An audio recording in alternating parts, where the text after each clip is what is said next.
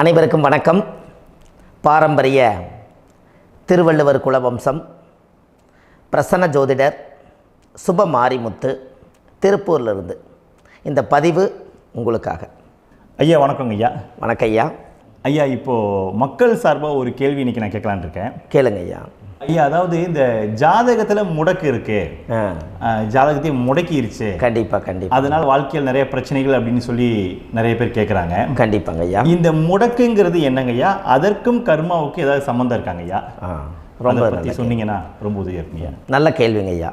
இந்த கர்மாவே முதல்ல எங்கேருந்து வருது அப்படிங்கிறது தான் இப்போ நம்ம சொல்ல போகிறோம். இதுவரைக்கும் எத்தனையோ கருத்துக்களெல்லாம் நீங்கள் இந்த உலகத்தில் கேட்டிருப்பீங்க.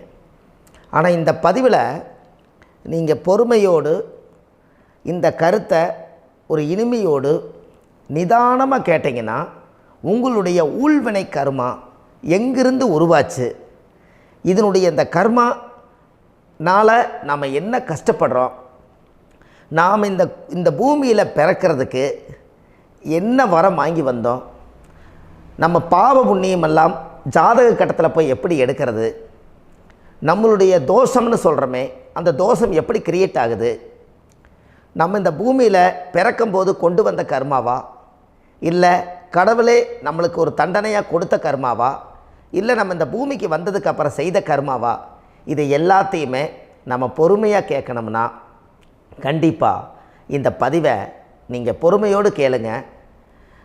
உங்களுக்கு இதில் ஒரு பெரிய ஒரு ரகசியம் ஒன்று அடங்கியிருக்குது.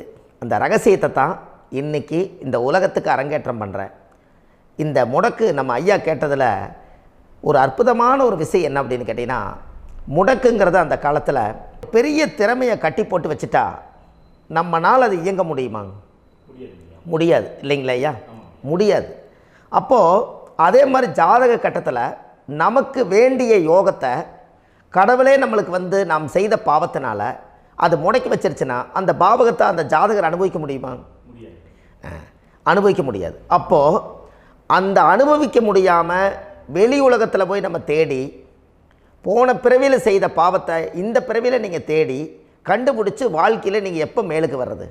அப்போது அந்த கர்மா 12 ராசி கட்டத்துக்குள்ள 27 நட்சத்திரத்தில் 9 கிரகங்களுக்குள்ள ஒரு பெரிய ஒரு ஆத்துமாத்துமான கர்மா, உங்கள் பூர்வ ஜென்ம கர்மா இதுக்குள்ளே எங்கேயோ ஒரு இடத்துல முடங்கியிருக்குது.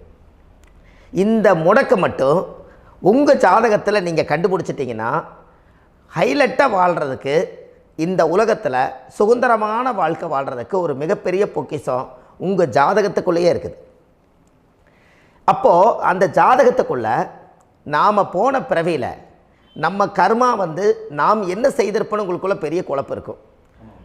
என்னங்க ஐயா, நீங்கள் என்ன கர்மா பண்ணிட்டு வந்தீங்க, நாம் போன பிறவியில் நம்ம யாரை ஒரு வதச்சோம், யாரை நம்ம மனசை புண்படுத்தினோம், நம்ம தாத்தாவுக்கு சோறு போட்டோமா, நம்ம பாட்டனுக்கு சோறு போட்டோமா, நம்ம முப்பாட்டனுக்கு சோறு போட்டோமா, நம்ம கொள்ளுப்பாட்டனுக்கு சோறு போட்டோமா, அப்போ நம்ம அப்பாவுக்கு நம்மளை பெற்றவருக்கு நம்ம சாப்பாடு கொடுத்தோமா, இவங்களுக்கெல்லாம் நம்ம சேவை பணிமடைகள் செஞ்சோமா, நம்மளுடைய உறவுகளுக்கெல்லாம் அரவணைச்சு போனோமா, நம்மளுடைய இந்த மாதிரி நாம் இரத்த சம்பந்த உறவுகளை இருந்து தான் இந்த உலகத்துக்கு நம்ம வெளியில் வந்திருப்போம்.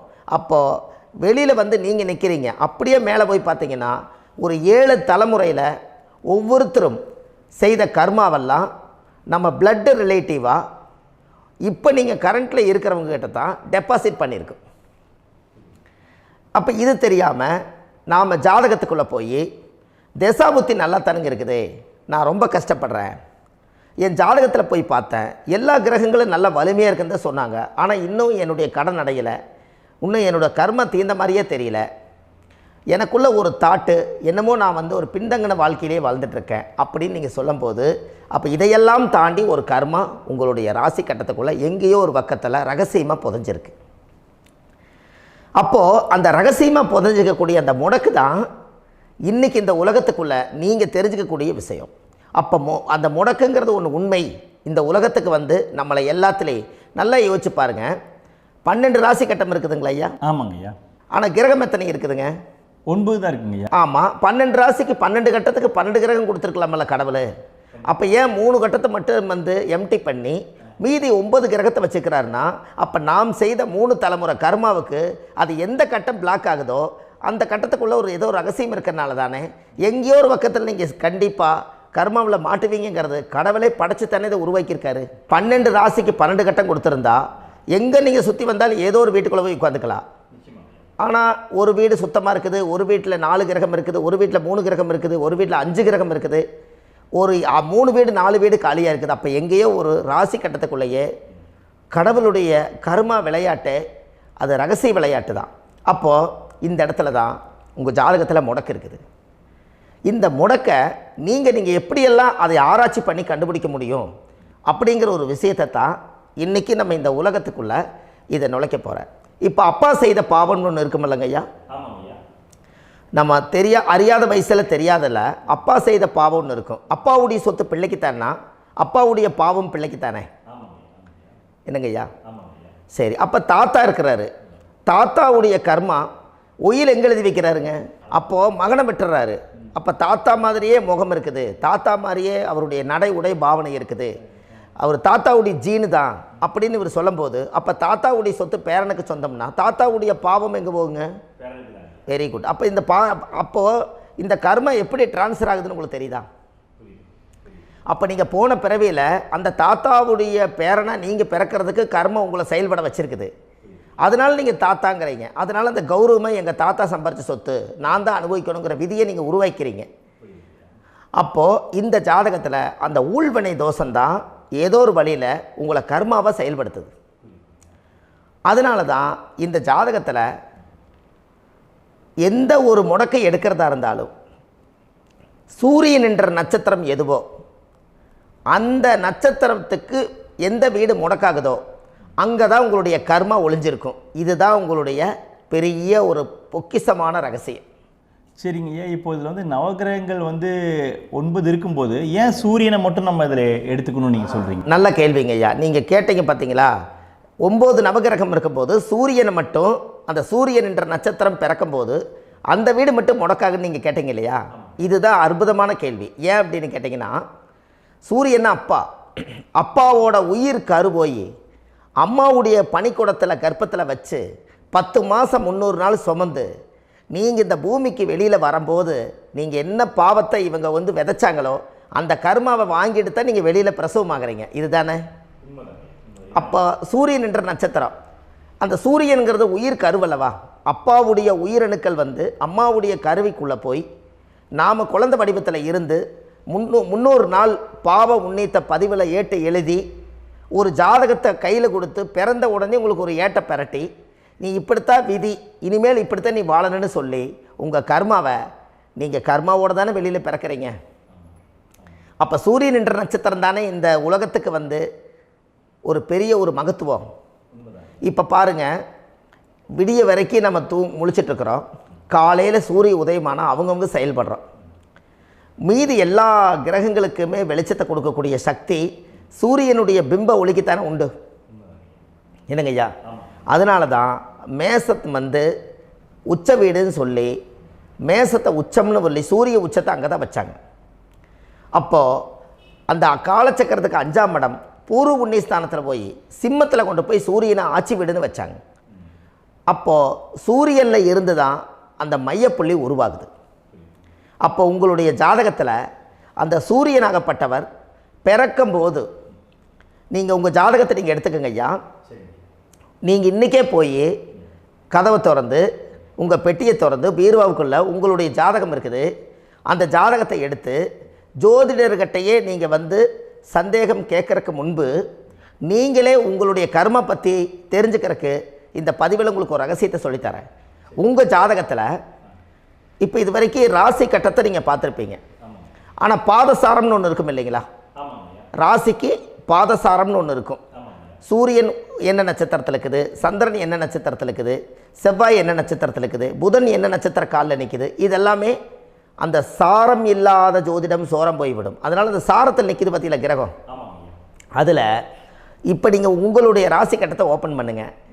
இதில் ராசி கட்டத்தில் சூரியன் என்ற நட்சத்திரம்னு ஒன்று இருக்கும் இல்லைங்களா? அது எதுவாக வேணாலும் இருந்துட்டு போட்டோம். அந்த நட்சத்திரம் தான் நீங்கள் பிறக்கும்போது தாயுடைய கருவறைக்குள்ள கரு உருவான நட்சத்திரமே அதுதான்.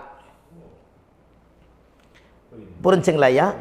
பிறக்கும்போது நீங்கள் அந்த கருவுடைய நட்சத்திரம் அப்பா வந்து கருவை உருவாக்கி கர்மாவை விதைச்சது அந்த சூரியன் என்ற நட்சத்திரம் தான்.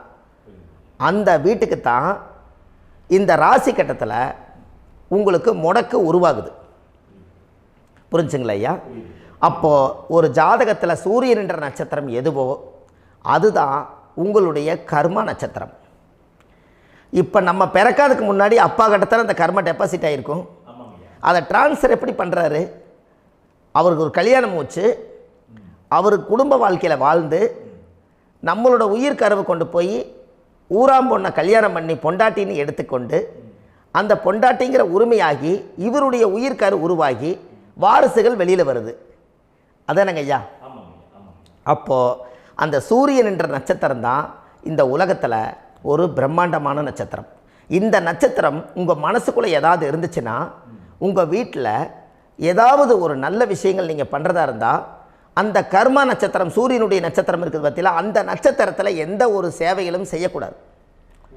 அதுதான் கர்மா. அதை போய் நீங்கள் ஆக்டிவேட் பண்ணி விட்டீங்கன்னா அது முன்னோர்களை வந்து நீங்கள் வந்து தொந்தரவு பண்ண மாதிரி. அந்த கர்ம நட்சத்திரம் தான் உங்கள் வாழ்க்கையில் அது புதஞ்சிருக்கிறதா. இப்போ குழந்தை பிறந்தாலோ சீர் சீமந்தங்கள் நீங்கள் செய்கிறதாலோ கல்யாணம் முக்கிறதுனாலோ உங்கள் ஜென்ம நட்சத்திரத்தன்னைக்கு கல்யாணம் பண்ண வேண்டாம்னு சொல்லிக்கிறாங்கல்லங்க. உங்களுக்கு ஜென்ம நட்சத்திரத்துக்கு முன்னாடி உங்களை உருவாக்குன நட்சத்திரம் தான் ஜென்ம நட்சத்திரம். அப்போ சூரியன் என்ற நட்சத்திரம் அப்பாவுடைய ஜென்ம நட்சத்திரமாக அந்த ஊழ்வினை கர்மம் செயல்படுது. அப்போ அந்த முடக்கு யார் வழியில் வந்தது? முன்னோர்கள் வழியில் வந்தது. முன்னோர்கள் கட்டி வச்சது யாரைய? குலதெய்வத்தை. அப்போ அந்த குலதெய்வத்தை போய் சாமிக்கு போய் வீடு வாசல்லாம் வலித்து குலதெய்வத்தை போய் தேங்காய் பழம் பூ மாலை கல்கண்டு வாங்கி அர்ச்சனை பண்ணி ஒரு அன்னதானம் ஒன்று பண்ணிவிட்டு சாமிக்கு பொங்கல் வச்சு நைவேத்தியம் பண்ணிவிட்டு உங்கள் ஜாதகத்தை வச்சு பூஜை பண்ணிவிட்டு வாங்க. அதுக்கப்புறம் தான் உங்கள் கர்மாவை கண்டுபிடிக்கிறதுக்கு வழியே பிறக்கும். குலதெய்வத்தை வணங்காமல் கோவிந்தா கோவிந்தா என்று பல தெய்வத்தை வணங்கினாலும் பலனொன்றும் இல்லைன்னு அந்த காலத்தில் முன்னோர்கள் சொல்லி வச்சுக்கிறாங்களா இல்லைங்களா? அதனால் கண்டிப்பாக அதை கண்டுபிடிச்சி நீங்கள் அதுக்கு ஒரு நைவேத்தியம் பண்ணால் மட்டும்தான் முதல்ல உங்கள் 5ஆம் பாவம் முன்னோர்கள் அது வேலை செய்யும். குலதெய்வ ஆலயத்துக்கு போயிட்டு வாங்க. போயிட்டு வந்துட்டு இந்த கர்மவினை தோஷத்தை நிவர்த்தி பண்ணுறதுக்குண்டான சரியான பரிகாரத்தை நம்ம எடுப்போம். அப்போது உண்மையாலுமே ஒரு ராசி கட்டத்துக்குள்ளே இந்த மாதிரி ஒரு அந்த கர்ம தோஷம் இருப்பதனால இந்த கர்மா தோஷத்துக்கு அந்த முடக்க தோஷங்கிறத நீங்கள் எடுத்து அதை கண்டுபிடிச்சி அந்த சூரியன் என்ற நட்சத்திரம் எந்த ராசி கட்டத்தில் போய் முடக்காயிருக்குதோ அந்த முடக்கு எந்த பாவகம் வந்து நம்மளுக்கு லாக் ஆகிருக்குதோ அந்த பாவகத்துக்கு உண்டான பரிகாரங்கள் அதுக்குரிய ஸ்தலங்கள் அந்த கோவில்களில் போய் சுவாமிக்கு தேங்காய் பழம் பூமாலை கல்கண்டு வாங்கி அர்ச்சனை பண்ணி நீங்கள் இந்த கோவிலுக்குள்ளே போய் உட்காந்து சாமி கும்பிட்டு வந்தீங்கன்னா உங்களுடைய ஜாதகத்தில் இருக்கக்கூடிய அந்த முடக்கு தோசை நீங்கி வாழ்க்கையில் நீங்கள் எதை சாதிக்க வந்தீங்களோ அந்த சாதனையை நீங்கள் சாதிச்சிட்ருப்பீங்க. புரிஞ்சுங்களா ஐயா? ஏன் அப்படின்னா அந்த முடக்கு நட்சத்திரத்துக்குள்ளே தான் ஒரு தோஷம் இருக்குது. இப்போ அந்த காலத்தில் பாருங்கள் ஐயா, முன்னோர்கள் எல்லாம் நிறைய பேர் கோவில் கட்டி வச்சுட்டு போயிருக்காங்களா இல்லைங்களா? இந்த கோவில் எதுக்காக கட்டி வச்சுக்கிறாங்கன்னா அவங்க கட்டினவங்களுக்கும் அந்த முடக்கு தோஷம் இருந்திருக்குது. ராஜாக்கள் இருந்திருக்குது, மன்னர்கள் காலத்தில் இருந்திருக்குது, ஜமீன்தார் காலத்தில் இருந்திருக்குது. இப்போ அவங்களுடைய அமைப்புகள் எல்லாமே முன்னோர்கள் என்னமோ அறியாமல் தெரியாத தன்னடக்கம் இல்லாத ஒரு கர்மாவை இவங்க செஞ்சிட்டாலும் அதுக்குரிய பரிகார ஸ்தலங்களை கொண்டு போய் அந்த காலத்திலே ஜாதகம் பார்த்து நம்ம வந்து முன்னோர்களுடைய பாவத்தை நாம் செய்த பாவத்தையும் தீர்த்துட்டு நமக்கு கீழே அடுத்த சந்ததிகள் அடுத்த தலைமுறைகள் வந்தாலும் இந்த கோவில்களுக்கு வந்து விளக்கு போட்டு சாமி கும்பிட்டு இந்த மண்ணை மிதிச்சிட்டு போனால் அன்னையோடு அந்த கர்மா தீருங்கிறது அந்த காலத்திலேயே முடக்க தோஷ பரிகாரத்தை கோவில் வழியில் அந்த காலத்தை திசை திருப்பி வச்சுருக்காங்க. அப்போ நீங்கள் கோவிலுக்கு போகாமல் கண்டிப்பாக இந்த பரிகாரத்தை நீங்கள் உடைக்க முடியாது. ஏன் உடைக்க முடியாதுன்னா இப்போ நீங்கள் எத்தனை வருஷம் வாழ்கிறீங்க ஐயா?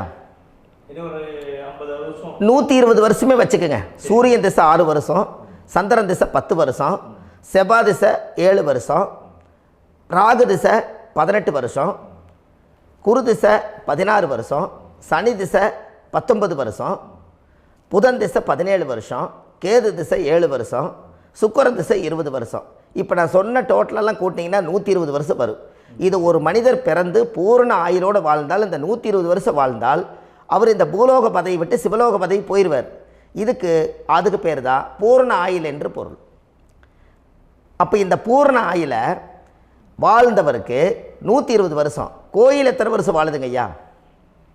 கோயில் பழங்காலத்து கோயிலெல்லாம் எத்தனை வருஷம் வாழுதுங்க?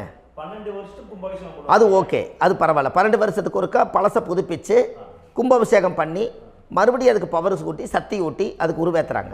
நான் சொல்கிறது கோயில் 5000 வருஷம் 4000 வருஷம் பெரிய பெரிய சித்தர்கள், மகான்கள், ரிஷிமார்கள், யோகிகள், சித்தர்கள் இவங்களெல்லாம் போய் கோவில்லையே சிவனையும் பெருமாளையும் வழிபாடு பட்டுட்டு கோவில்லையே ஒரு ஓரத்தில் ஜீவசமாதி ஆயிட்டாங்கன்னு பழைய கால கோயிலில் சித்தர்கள் குடியிருக்காங்களா இல்லைங்களா? இருக்காங்கல்லங்க ஐயா. அப்போது நாம் 120 வருஷம் வாழ்கிறோம், கோவில் 5000 வருஷம் வாழுது. எங்கே சக்தி அதிகமாக இருக்குன்னு சொல்லுங்க? கோவிலில் தாங்க ஐயா. கோயில் தான், அதில் ஒன்றும் மாற்றம் இல்லைங்களே. கோயில் தாங்க. அப்போ கோவிலில் தான் அந்த சக்தி இருக்குதுன்னு நீங்கள் சொல்கிறீங்க. அப்போ உங்களுடைய கர்மாவை உடைக்கிறதுக்கு 120 வருஷம் பெருசா 5000 வருஷம் பெருசான்னு சொல்லுங்கள்? 5000 தாங்க. அப்போ 5000 வருஷம் உள்ள அலைகள் எத்தனை அந்த சிவனுக்கு இப்போ சிவன் கோயிலே உங்களுக்கு முடக்கு தோஷத்துக்கு ஒரு கோயில் வருதுன்னு வச்சுக்கோங்க. அந்த கோவிலில் எத்தனை முடக்குகளுக்கு உண்டான கோவில்கள், எத்தனை பழங்களை ஊற்றி சாமிக்கு அபிஷேகம் பண்ணியிருப்பாங்க, எத்தனை பால் கூட ஊற்றிருப்பாங்க, பன்னீர், தேன், இளநீ, மஞ்சள் நீர், திருமஞ்சனம், அபிஷேகம், பொங்கல், நைவேத்தியம் இத்தனையும் செஞ்சு அந்த சிவனை சிவனாக பார்த்து அந்த கருவறைக்குள்ள ஒரு கிராணங்கள் வரும்போதும் கூட பாதுகாப்பு பண்ணி வச்சு நல்ல சக்தியோடு அந்த கருவறையை புத்தியோடு அவங்க வேலை செஞ்சு அந்த காலத்தில் வச்சுருக்காங்களா இல்லைங்களா? அப்போது நம்ம வீட்டை அவ்வளோ சுத்தமாக வச்சுருக்க முடியுமா? என்னதான் வாஸ்து இருந்தாலும் முடியாது இல்லைங்களா? அப்போது அவ்வளவு ஒரு பவர்ஃபுல்லான கோவில் அந்த முடக்கு தோஷத்துக்குள்ளே ரகசியமாக அந்த கோயில் அடங்கியிருக்குது. உங்கள் ஜாதகத்துக்குள்ளே உண்மையாலுமே ஊழ்வினை கோயில், கர்மவினை கோயில் அதுக்குள்ளே இருக்குது. அந்த ஜாதகத்தை கணிச்சு பார்த்தா கரெக்டாக உங்களுடைய ஜாதகத்தில் அப்பாவுடைய கருவறையிலேருந்து உயிர் உருவாகிற நேரத்தில் இருந்து இப்போ வரைக்கும் நீங்கள் கரண்ட்டில் வாழ வரைக்கும் அந்த கர்ம கூட வர்றதை ஒரே ஒரு இடத்துல போனால் மட்டும்தான் விட்டுட்டு வர முடியும். அது எந்த வீடு அப்படின்னு கேட்டால் உங்களுக்கு அப்பாவுடைய கர்மா வழியில் போய் அந்த கோவில் பழையகால கோயில், பழையகால தெய்வங்கள், அந்த கோவில் தான் உங்கள் ஜாதகத்துக்குள்ள ரகசியமாக இருக்கும். அது ஏன் இந்த பதிவில் உங்களால் சொல்ல முடியாது அப்படின்னா, இந்த பதிவில் ஏன் உங்க சொல்ல முடியாதுன்னா உங்கள் ஜாதகம் தெரியாமல் என்ன கோயிலை நீங்கள் சொல்லுவீங்க? இப்போ பொதுவாக ஒரு நட்சத்திரத்துக்கு ஏதோ ஒரு கோவிலை அவங்க சொல்லி நீங்கள் போயிட்டு வர்றீங்கன்னு வச்சுக்கோங்க.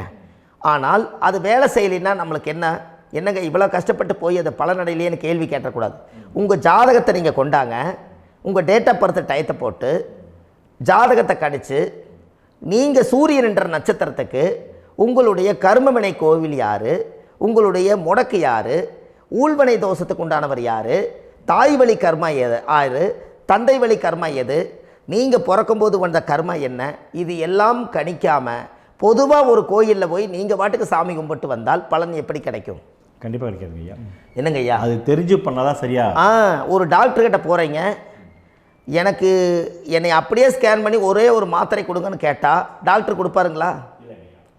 அவர் என்ன பிரச்சனை இருக்குதோ அதை முதல்ல கண்டுபிடிச்சி ஸ்கேன் பண்ணி பார்த்து ரிப்போர்ட் எடுத்து அது மூலியமாக தான் கொஞ்சம் எடுத்து ஐயா உங்களுக்கு இந்த பிரச்சனை, இதுக்கு தீர்வுக்கு இதுக்குண்டான மெடிசன், இது இப்படித்தான் சாப்பிடணும்னு அது முறையாக சொல்லி அந்த உயிர் வாழ வைக்கிறாரு டாக்டர். அவர் ஒரு தெய்வ வடிவத்தில்.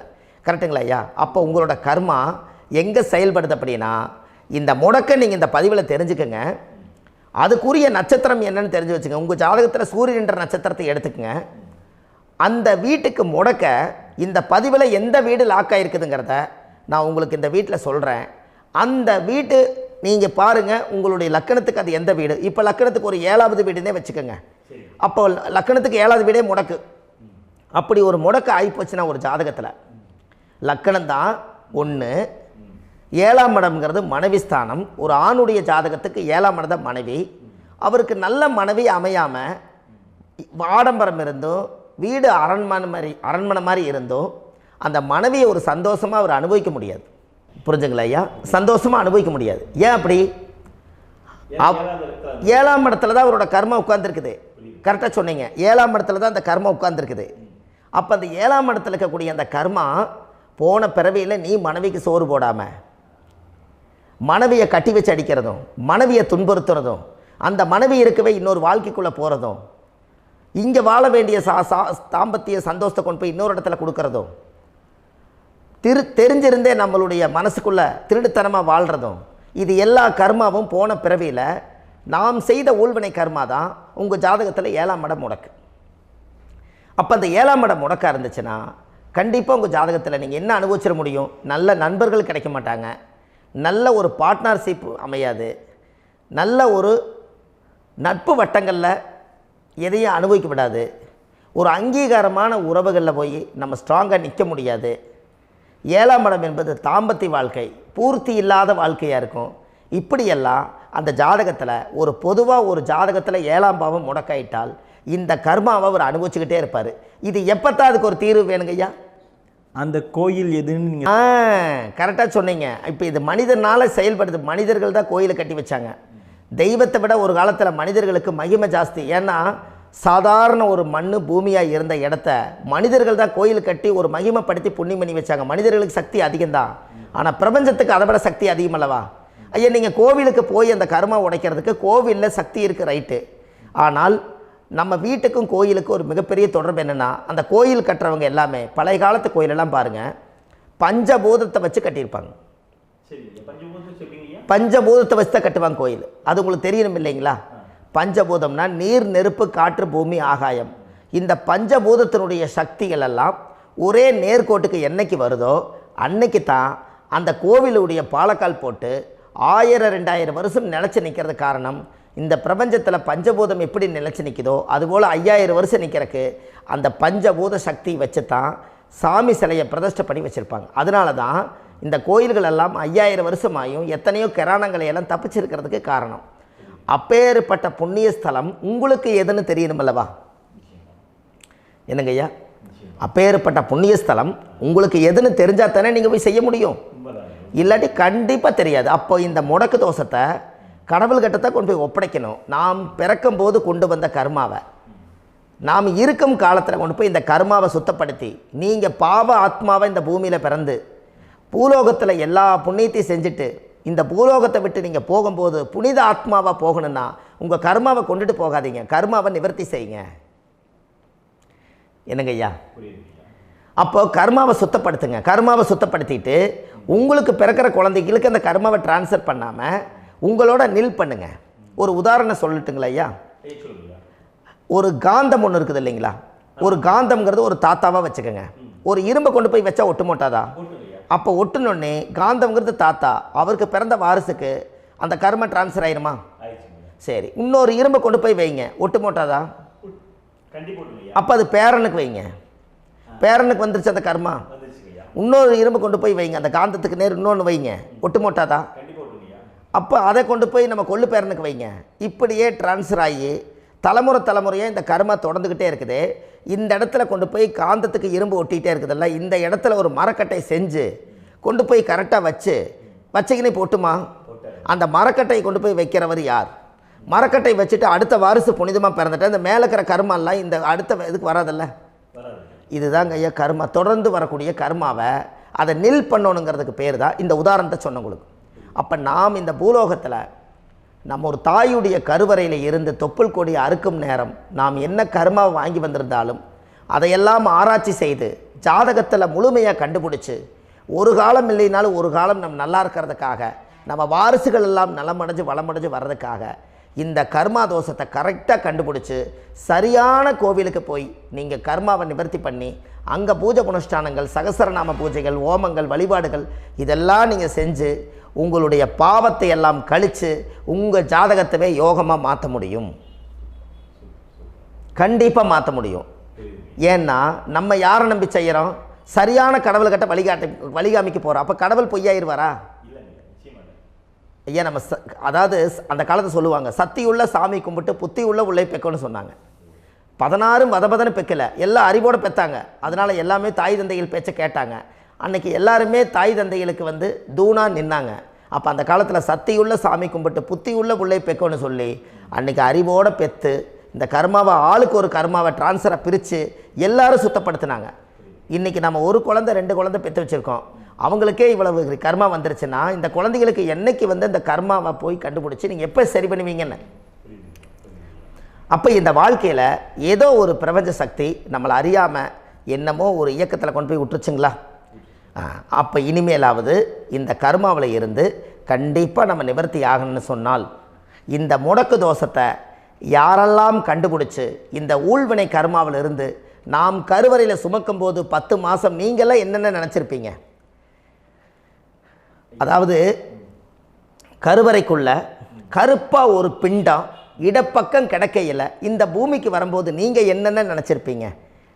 இந்த பிறந்ததுக்கு அப்புறம் வந்து தான் அம்மா தெரியுது, அப்பா தெரியுது, தாத்தா தெரியுது, பாட்டி தெரியுது, இந்த உலகத்தில் கண்கொள்ளாத காட்சிகள் எல்லாம் தெரியுது, எல்லாம் தெரியுது. ஆனால் 10 மாதம் உங்கள் வாழ்க்கையில் நீங்கள் இருக்கும்போது நீங்கள் என்னென்னலாம் நினச்சி இந்த பதிவில் இறைவன் கொடுத்தாரோ அதையெல்லாம் அனுபவிக்கத்தான் வந்தீங்க. அதுக்கு இடையில இருக்கிறதான கர்மா. இந்த ஒரு விஷயம் உங்களுக்கு கிடச்சிருச்சுன்னா நீங்கள் எல்லாருமே ராஜயோகமாக பிழைப்பீங்கள்ல. இதில் ஏழை பணக்கார யாரையுமே சொல்ல வரல. அவங்க பிறக்கும்போது புண்ணியத்தை பொறுத்து தான் போன ஜென்மத்தில் நம்ம என்ன புண்ணியங்கள் பண்ணி வச்சோமோ அந்த புண்ணியத்தில் இன்றைக்கி நல்லா வாழ்கிறாங்க. ஒருத்தர் கேட்டார், என் ஜாதகத்தில்ங்க எங்கூட படித்தவர் இடம் வாங்கிட்டார், வீடு வாசல் கட்டிட்டார், தொழில் பண்ணிட்டார், நல்லா இருக்கார், ஆனால் நான் இன்னும் அப்படியே தான் இருக்கிறேங்கன்னு ஒருத்தர் கேட்டார். அதுக்கு ஒரு கருத்து என்னென்னா, டேட் ஆஃப் பர்த் ஒன்று தான், டைம் ஒன்று தானே வச்சுக்கோங்க. அவங்க அப்பா செஞ்ச புண்ணியம் வேறு, நீங்கள் செஞ்ச பாவங்கள் வேறு. அவர் செஞ்ச புண்ணியத்தினால அவருக்கு எல்லாமே முன்னாடி கிடைக்கிது. நீ கர்மாவெல்லாம் கழிச்சிட்டீங்கன்னா பின்னாடி கிடைக்க போகுது. இதில் மற்றவங்களை பற்றி வேற்றுமையாக நினைக்கிறதுல எந்த ஒரு இதுவுமே இல்லை. அப்போ ஒருத்தர் பார்த்து ஒருத்தர் வாழ வேண்டாம்.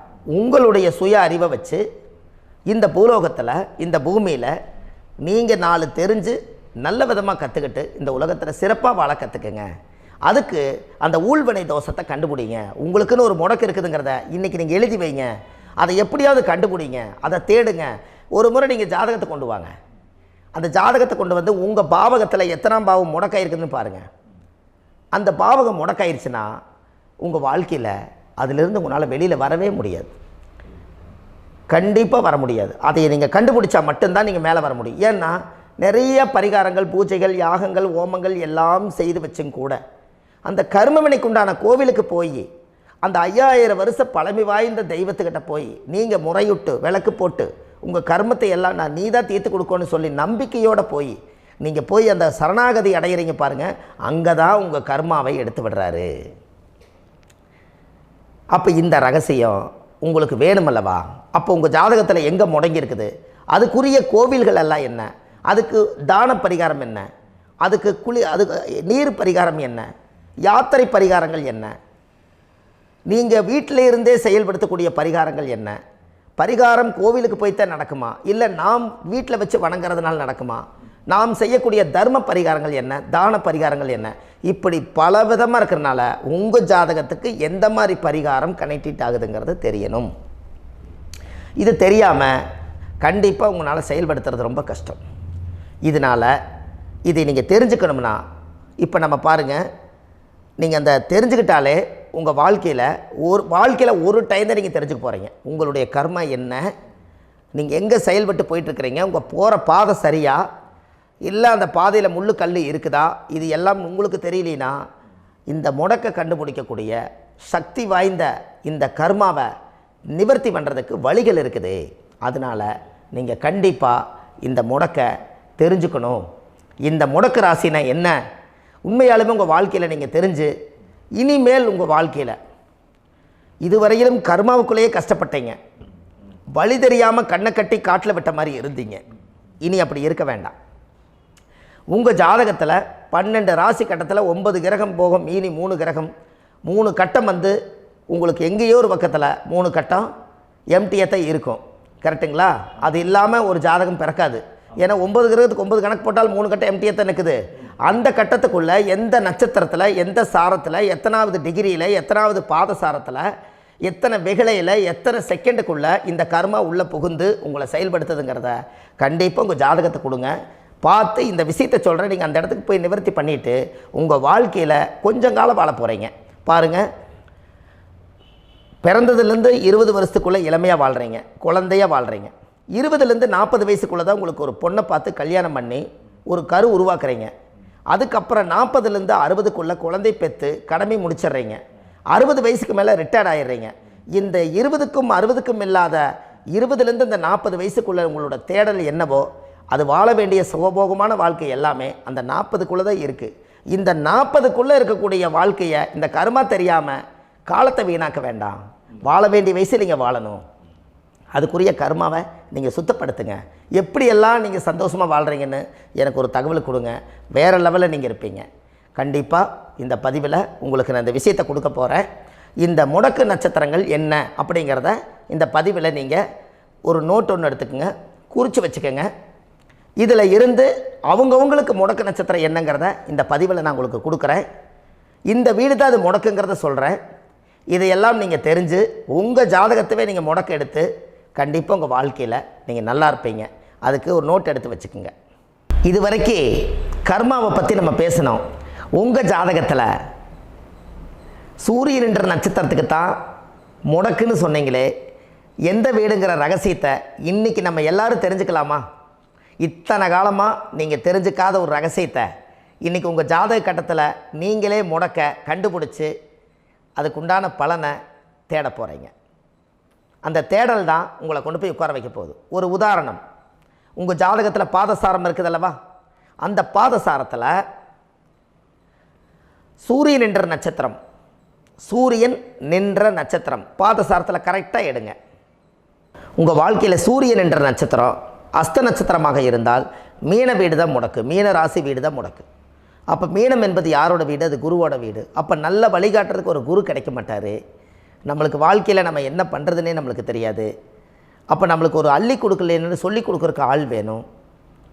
அப்போ நம்ம ஜாதகத்தில் முன்னோர்கள் அந்த காலத்தில் ஆசீர்வாதங்கள் எல்லாம் கொடுக்காமல் இருக்கிறதுக்கு நம்ம பிண்ட பூஜைகள், மோட்சம் கொடுக்கறதுக்கு உண்டான தர்ப்பணங்கள் இதெல்லாம் நம்ம கொடுக்காமல் விட்டுருப்போம். அந்த முன்னோர்களுக்கெல்லாம் நம்ம செய்யாமல் விட்டுருப்போம். பாட்டம் பாட்டியோட சாபபாவங்கள், அந்த காலத்தில் மண்ணவாரி தூத்துறது, மாறில் அடிக்கிறது, கோயில் குளத்தில் விழுந்துறது, அந்த மாதிரி ஏதாவது ஒரு சாப சத்தியங்கள் எல்லாம் குருமார்களுக்கு நீங்கள் கொடுத்துருந்தீங்கன்னா அந்த கர்மா தான் உங்களுக்கு மீன வீடு முடக்கு. அப்போ இந்த மீன வீடு முடக்க நீங்கள் சரிப்படுத்திட்டீங்கன்னா உங்கள் வாழ்க்கை ரொம்ப நல்லா இருக்குமே. அஸ்த நட்சத்திரத்தை இது வரைக்கும் நீங்கள் பார்த்தீங்க. அடுத்தது சித்திரை நட்சத்திரத்தை பற்றி அடுத்த பதிவில் நம்ம பார்ப்போம். நம்ம ஆன்லைன்லேயே ஜாதகம் பார்க்குறோம். உங்கள் date of birth, time, place கொடுத்தீங்கன்னா போதும். உங்களுக்கு ஜாதகத்தை கணிச்சு ஃபோன்லேயே உங்களுக்கு கர்ம ராசி கண்டுபிடிச்சி உங்களுக்கு உண்டான கர்ம பரிகாரத்தை சொல்லி உங்கள் வாழ்க்கையில் ஒரு வெளிச்சத்தை கொண்டு வர்றதுக்கு என்றைக்கும் உங்களுக்கு உறுதுணையாக இருப்பேன். நீங்கள் கண்டிப்பாக இந்த பதிவுகள் எல்லாம் இது உங்களுக்காகத்தான். இது அதிகாலை நேரத்தில் பிரம்ம முகூர்த்தத்தில் இந்த பதிவை உங்களுக்கு முழுமையாக சமர்ப்பணம் பண்ணுறேன். இதை கற்று, இதை வழி நடத்தி, இதைய எப்படியெல்லாம் இந்த முடக்கை கண்டுபிடிச்சி இப்படியெல்லாம் பேச வச்சு அழகு பார்க்க நம்ம முன்னோர்களுடைய ஆசீர்வாதமும், இந்த முடக்கை கண்டுபிடிச்ச குருமார்களும், அவங்களுடைய குடும்ப பாரம்பரிய வம்சாவளிகளும் எல்லாருமே நல்லா இருக்கணும். அதுக்காக இந்த நேரத்தில் நான் அடியேன் சுப மாரிமுத்தாக இருந்து திருப்பூர்லேருந்து இந்த பதிவை உங்களுக்கு நான் கொடுக்குறேன். கண்டிப்பாக இந்த முடக்கு கோயிலுக்கு, இந்த முடக்கு தோஷத்துக்கு உண்மையான பரிகாரங்கள், எளிமையான பரிகாரங்கள் நீங்களே வாழ்க்கையில் செஞ்சு ஆதிகால பரிகாரங்கள் உங்கள் மனசுக்குள்ளே இருக்குது. அதை செயல்படுத்தினா மட்டும் போதும், வாழ்க்கை எங்கேயோ போயிடும். கண்டிப்பாக ஒரு முறை உங்கள் ஜாதகத்தை அனுப்பி வைங்க, உங்களுக்கு நான் பார்த்து பலன் சொல்கிறேன். இன்றைக்கி நான் கொடுத்த பதிவுகள் எல்லாம் உங்களுக்கு ரொம்ப பயனுள்ளதாக இருந்திருக்கும். உங்களுக்கு இது வரைக்கும் எத்தனையோ கர்ம வினைகளை பற்றி தெரியாமல் இருந்திருப்பீங்க. இந்த பதிவில் நிறைய கேட்டு தெரிஞ்சுக்கிட்டீங்க. இதெல்லாம் வாழ்க்கையில் ரொம்ப முக்கியமான பரிகாரங்கள், எளிமையான பரிகாரங்கள். நேராக நீங்கள் கடவுளைத்தான் கெட்டியாக பிடிக்க போகிறீங்க. அந்த பரிகாரங்கள் எல்லாம் செஞ்சு அதிகாரமாக வாழ்ந்து இந்த பூலோகத்தில் நல்ல சிறப்பாக வாழ்கிறதுக்கு இந்த பரிகாரம் உங்களுக்கு ரொம்ப யூஸ்ஃபுல்லாக இருக்கும். கண்டிப்பாக இந்த பதிவை செய்யுங்க. நம்ம பாரம்பரிய திருவள்ளுவர் குல வம்சம், பிரசன்ன ஜோதிடர் சுப மாரிமுத்து, திருப்பூரில் இருக்கேன். 30 ஆண்டு காலமாக நம்ம ஜோதிடம் பார்த்து கொண்டிருக்கிறோம். இவ்வளவு காலமாக எத்தனையோ ஆயிரக்கணக்கான மக்களுக்கு நம்ம ஜோதிடம் பார்த்து வழிகாட்டி நிறைய மக்களுக்கு நிறைய சேவைகள் செஞ்சுருக்கேன். நிறைய கோயில் கட்டி வச்சுருக்கேன், கும்பாபிஷேகங்கள் பண்ணி வச்சுருக்கேன், அன்னதானங்கள் நிறையா பண்ணி வச்சுருக்கேன், புண்ணிய யாத்திரைகள் நிறைய போய் வந்திருக்கேன். மக்களுக்காகவே நான் உங்களுக்கு உழைக்க தயாராக இருக்கேன். இந்த ஜோதிடம் என்னுடைய ஒரு பாரம்பரியமாக, என்னுடைய அப்பா தாத்தா முன்னோர்கள் இதெல்லாம் எங்களுடைய குலத்தொழில் இது. அதனால் நாங்கள் பாரம்பரியமாக திருவள்ளுவர் குல வம்சம். வள்ளுவர் வாக்குன்னு யூடியூப் சேனலில் போனீங்கன்னா 1000 பரிகாரங்கள் கொடுத்துருக்கேன். அதுவும் உங்களுக்கு ரொம்ப யூஸ்ஃபுல்லாக இருக்கும். வள்ளுவர் வாக்கு அப்படின்னு போடுங்க, அப்படி இல்லைன்னா சுப மாரிமுத்துன்னு போடுங்க. இதில் பரிகாரங்கள் நிறையா கொடுத்துருப்பேன். கண்டிப்பாக இதெல்லாம் நீங்கள் சந்தித்து நீங்கள் ஒரு சப்ஸ்கிரைப் பண்ணி வச்சுக்கோங்க. நான் போடக்கூடிய பதிவுகள் எல்லாமே உங்களுக்கு நோட்டிஃபிகேஷனாக வந்துடும். அதனால் நீங்கள் ஒரு சப்ஸ்கிரைப் பண்ணி வச்சுக்கோங்க. தினமும் ஒரு தகவல் உங்களுக்கு கொடுத்துக்கிட்டே இருக்கேன். இதெல்லாமே உங்களுக்கு ஒரு பெரிய சந்தோஷமான நிகழ்ச்சிகள். என்றைக்கும் உங்களோட நான் வாழ்கிறேன். உங்களுடைய குடும்பத்தில் நான் ஒருத்தராக இருந்து குடும்ப ஜோதிடராக நான் இருப்பேன். கண்டிப்பாக ஆயுளுள்ள வரைக்கும் உங்களுக்காக இந்த ஜோதிடத்துக்கு உழைச்சி உங்கள் குடும்பத்தில் ஒருத்தராக நான் வந்து ஒரு ரத்த உறவில் நான் வந்து இந்த பூர்வ ஜென்மத்தில் உங்களுக்கு நான் கடமைப்பட்டிருக்கேன். கண்டிப்பாக அடுத்த பதிவில் உங்களை நான் சந்திக்கிறேன். வாழ்வது ஒரு முறை, வாழ்த்தட்டும் தலைமுறை. நன்றி, வணக்கம்.